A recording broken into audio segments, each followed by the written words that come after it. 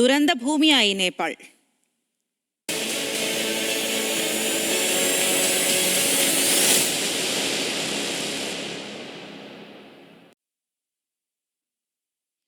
വർഷങ്ങളായി മനുഷ്യർ കെട്ടിപ്പടുത്ത ജീവിതങ്ങൾ കൺമുന്നിൽ അലിഞ്ഞുതീരാൻ ആകെ വേണ്ടി വന്നത് മിനിറ്റുകൾ മാത്രം.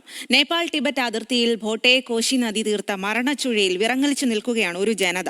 ഒലിച്ചുപോയത് പാലങ്ങളും റോഡുകളും മാത്രമല്ല, ആയിരക്കണക്കിന് മനുഷ്യരുടെ ജീവനും ജീവിതവുമാണ്.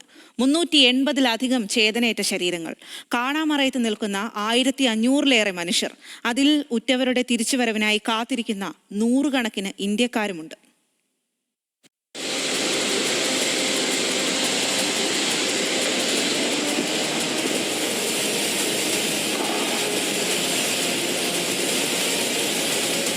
ശാന്തമായി ഒഴുകിയിരുന്ന നദി പെട്ടെന്നാണ് സംഹാര രൂപം പൂണ്ടത്.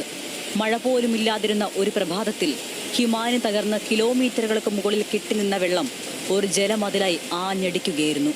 മുന്നറിയിപ്പുകൾ വന്നെത്തുമ്പോഴേക്കും സമയം അതിക്രമിച്ചിരുന്നു. കണ്ണടച്ച് തുറക്കുന്ന വേഗത്തിൽ മുന്നിലെ വഴികളും വീടുകളും കൃഷിയിടങ്ങളും എല്ലാം ഒലിച്ചുപോയി. കൂടെ നൂറുകണക്കിന് മനുഷ്യജീവനുകളും.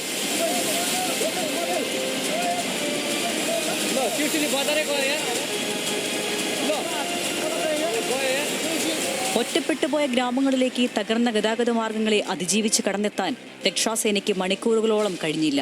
പുറത്തേക്കുള്ള വഴിയടഞ്ഞ നിരവധി മനുഷ്യർ ഇപ്പോഴും മലമടക്കുകളിൽ സുരക്ഷിത സ്ഥാനം നോക്കി കാത്തിരിക്കുകയാണ്. ആർത്തലച്ചെത്തിയ മലവെള്ളം നേപ്പാളിന്റെ ഹൃദയത്തെ തന്നെയാണ് പിഴുതെറിഞ്ഞത്. റിസ്വ, നുവാകോട്ട്, ഡാഡി എന്നീ താഴ്വരകൾക്ക് ജീവനില്ല. കോശി നദി തീർത്ത മരണച്ചുഴിയിൽ ചെളിക്കൂമ്പാരമായി മാറിയിരിക്കുന്നു ഇവിടം. റിസ്വയിലെ അതിർത്തി ചെക്ക് പോസ്റ്റിൽ കാത്തുകിടന്നിരുന്ന നൂറുകണക്കിന് ട്രക്കുകളും വാഹനങ്ങളും അതിലുണ്ടായിരുന്ന മനുഷ്യരും ഇന്ന് കാണാമറയത്താണ്. 100 മീറ്ററോളം ഉയരത്തിൽ ഉയർന്നു വന്ന രാക്ഷസ തിരമാലകൾ തിമുരെ മാർക്കറ്റിനെ വിഴുങ്ങുമ്പോൾ ജീവിതത്തിലേക്ക് ഓടിക്കയറാനുള്ള ഒരു കൂട്ടം ആളുകളുടെ ശ്രമം ഫലം കണ്ടില്ല.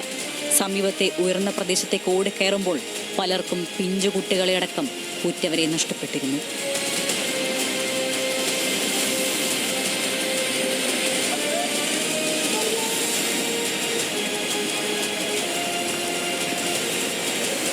നുവാകോട്ടിലെ തെരുവുകളിൽ ജീവിതം നെയ്തവർ ഇന്ന് ദുരിതാശ്വാസ ക്യാമ്പുകളിൽ നെഞ്ചുപൊട്ടി കരയുകയാണ്. കാണാതായ 1500-ലധികം ആളുകളിൽ ഭൂരിഭാഗവും വിദേശികളാണ്.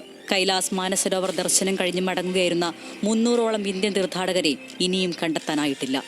ചൈനീസ് അധീനതയിലുള്ള ടിബറ്റിലെ ഗൈറോങ് പോർട്ടിലും നാശനഷ്ടത്തിന്റെ കണക്കുകൾ ഭീതിജനകമാണ്.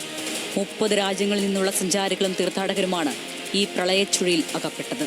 സൈന്യവും രക്ഷാപ്രവർത്തകരും ഓരോ തുരുത്തിലും ജീവന്റെ തുടിപ്പുകൾക്കായി തെരച്ചിൽ തുടരുകയാണ്.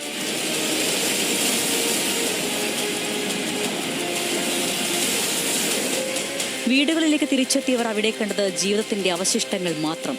ചെളിയിൽ മൂടിയ വീടുകൾ, നശിച്ചുപോയ സാധനങ്ങൾ, ഒഴുകിപ്പോയ രേഖകൾ, തിരിച്ചു കിട്ടാത്ത ഓർമ്മകൾ.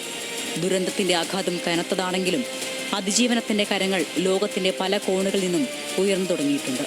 നേപ്പാളിന്റെ കണ്ണീരൊപ്പാൻ ഇന്ത്യ 10 ടൺ ദുരന്ത നിവാരണ സാമഗ്രികളും ആവശ്യമരുന്നുകളുമായി സൈനിക വിമാനങ്ങൾ എത്തിച്ചു. അന്താരാഷ്ട്ര റെഡ് ക്രോസും യൂറോപ്യൻ യൂണിയനും സഹായഹസ്തവുമായി രംഗത്തുണ്ട്. ദുരന്തം ബാക്കിവെക്കുന്ന മുറിവിണങ്ങാൻ നേപ്പാളിന് ഇനിയും കാലമേറെ വേണ്ടിവരും. News desk, news Malayalam. എന്തായാലും നേപ്പാളിൽ നിന്നും ഉള്ള ഏറ്റവും പുതിയ വിവരങ്ങളുമായി ന്യൂസ് ഡെസ്കിൽ നിന്നും അശ്വിൻ നാഥ് കൂടി നമുക്കൊപ്പം ചേരുകയാണ്. വിവരങ്ങളുമായി അശ്വിൻ, ഈ ദൃശ്യങ്ങളൊക്കെ നമുക്ക് കാണുമ്പോൾ തന്നെ മനസ്സിലാകും എത്രമാത്രം വലിയ ദുരന്തവും അപകടവുമാണ് അവിടെ സംഭവിച്ചത് എന്നുള്ളത്. ഈ ദുരന്തത്തിന്റെ വ്യാപ്തി എത്രമാത്രമാണ് എന്നുള്ളത് ഇനിയും കണക്കാക്കാൻ സാധിച്ചിട്ടില്ല എന്നുള്ളതാണ്. ഓരോ സമയത്തും ഓരോ നിമിഷവും അവിടെ നിന്നുമുള്ള ഓരോരോ പുതിയ വിവരങ്ങൾ വരുന്നു. ആളുകളുടെ ജീവൻ നഷ്ടമാകുന്നു എന്നത്, മരണസംഖ്യ ഉയരുന്നു എന്നുള്ളത് വലിയ ആശങ്കപ്പെടുത്തുന്നുണ്ട്. ഇനിയും മണ്ണിടിച്ചിലിനുള്ള സാധ്യതയുണ്ട് എന്ന തരത്തിലുള്ള വിവരങ്ങളൊക്കെ വരുന്നുണ്ട്. ഇപ്പോഴത്തെ അവിടുത്തെ ഒരു സാഹചര്യം എങ്ങനെയാണ്? രക്ഷാപ്രവർത്തനം എത്രമാത്രം ഊർജിതമാണ്? അവിടെ നിന്നും ലഭിക്കുന്ന ഏറ്റവും പുതിയ വിവരങ്ങൾ ഏത് രീതിയിലാണ്? അതെ സ്വാതി, അത്യന്തം ഖേദകരവും ആശങ്കയുണർത്തുന്നതുമായ വിവരങ്ങൾ തന്നെയാണ് നേപ്പാളിൽ നിന്ന് ലഭിക്കുന്നത്. നേപ്പാൾ ടിബറ്റൻ അതിർത്തിയിലുണ്ടായ മിന്നൽ പ്രളയത്തിൽ ജീവൻ നഷ്ടപ്പെട്ടവരുടെ എണ്ണം 8 ജില്ലകളിൽ നിന്നായി നിലവിൽ 359 ഔദ്യോഗിക വൃത്തങ്ങൾ നിലവിൽ പറയുന്നത്. 2005-ലുണ്ടായ ഗോർഖ ഭൂകമ്പത്തിന് ശേഷം നേപ്പാൾ സാക്ഷ്യം വഹിക്കുന്ന ഏറ്റവും വലിയ പ്രകൃതി ദുരന്തമാണിത്. ഇതോടുകൂടി മറ്റൊരു ഹിമതടാകം കൂടിയാണ് ഇപ്പോൾ നേപ്പാളിൽ രൂപപ്പെട്ടിട്ടുള്ളത്. നേപ്പാളിന്റെ നിലവിലെ കണക്കുകൾ പ്രകാരം 1300ഓളം പേരെയാണ് കാണാനില്ലെന്നാണ് പറയപ്പെടുന്നത്.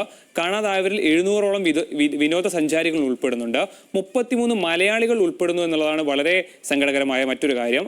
അതിൽ 285 ഇന്ത്യൻ വംശജരെയാണ് ബന്ധപ്പെടാൻ കഴിയുന്നില്ല എന്ന് കേന്ദ്ര വിദേശകാര്യ മന്ത്രാലയം അറിയിക്കുന്നത്. എന്നാൽ ആശയവിനിമയ സംവിധാനങ്ങൾ തകർന്നതാണ് ഇവരെ ബന്ധപ്പെടാൻ കഴിയാത്തത് എന്നാണ് വിദേശ മന്ത്രാലയം പറയുന്നത്. ഇന്ത്യയിൽ നിന്നുള്ള തൃശൂലിയിലെ ജലവൈദ്യുത പദ്ധതിയിൽ ജോലി ചെയ്ത 73 പേരെയും കാണാനില്ലായിരുന്നു. പക്ഷെ അതിൽ 34 പേരെ നിലവിൽ കണ്ടെത്തിയിട്ടുണ്ട് എന്നുള്ള ആശ്വാസകരമായ വാർത്ത കൂടി വരുന്നുണ്ട്. തമിഴ്നാട്ടിൽ നിന്നുള്ള 37 അംഗ സംഘവും അതുപോലെ തന്നെ മറ്റൊരു 49 അംഗ സംഘത്തെയും ബന്ധപ്പെടാൻ കഴിഞ്ഞിട്ടില്ല. എന്നാൽ തമിഴ്നാട്ടിൽ നിന്ന് പോയ മറ്റൊരു 21 അംഗ സംഘത്തെ നിലവിൽ കണ്ടെത്താനും അവരുമായി ആശയവിനിമയ സംവിധാനം നടത്താനും സാധിച്ചിട്ടുണ്ട്. ഏതായാലും മരിച്ചവരിൽ ഇന്ത്യക്കാരുണ്ടോ എന്ന രീതിയിലുള്ള കാര്യങ്ങളൊന്നും തന്നെ നിലവിൽ പുറത്തേക്ക് വന്നിട്ടില്ല. മറ്റുള്ള വിശദമായിട്ടുള്ള പോസ്റ്റ്മോർട്ടം റിപ്പോർട്ടുകൾ അല്ലെങ്കിൽ അവരുടെ മറ്റ് കാര്യങ്ങൾ അറിഞ്ഞാൽ മാത്രമേ അതിൽ ഇന്ത്യക്കാർ ഉൾപ്പെട്ടിട്ടുണ്ടോ എന്ന് പറയാൻ സാധിക്കുകയുള്ളൂ. ഇതിനോടൊപ്പം തന്നെ ടിബറ്റൻ മേഖലയിൽ 200ഓളം ആളുകൾ കുടുങ്ങിക്കിടക്കുന്നുണ്ടോ എന്നൊരു വാർത്ത കൂടി വരുന്നുണ്ട്. അതിൽ 577 വരെ കാണാനില്ല. അതുപോലെ ബീഹാർ ഗണ്ഡക് നദിയിൽ നിന്ന് 4 ശരീരങ്ങൾ ഇതിനോടകം തന്നെ കണ്ടെത്തിയിട്ടുണ്ട്. ഇനിയും ഇത്തരത്തിലൊരു ഭൂകമ്പവും ഭൂചലനവും ഉണ്ടാവാനുള്ള സാധ്യതയുണ്ട് എന്ന് നേപ്പാളിനെ ഇതിനോടകം തന്നെ ചൈന അറിയിച്ചിട്ടുണ്ട്. ഏതായാലും വലിയ രീതിയിലുള്ളൊരു പ്രളയത്തെ തന്നെയാണ് നേപ്പാൾ ജനത അഭിമുഖീകരിച്ചിട്ടുള്ളത്. ബാക്കി വിവരങ്ങളെല്ലാം തന്നെ ഇനി നമുക്ക് ലഭിക്കേണ്ടതുണ്ട്. സ്വാതി.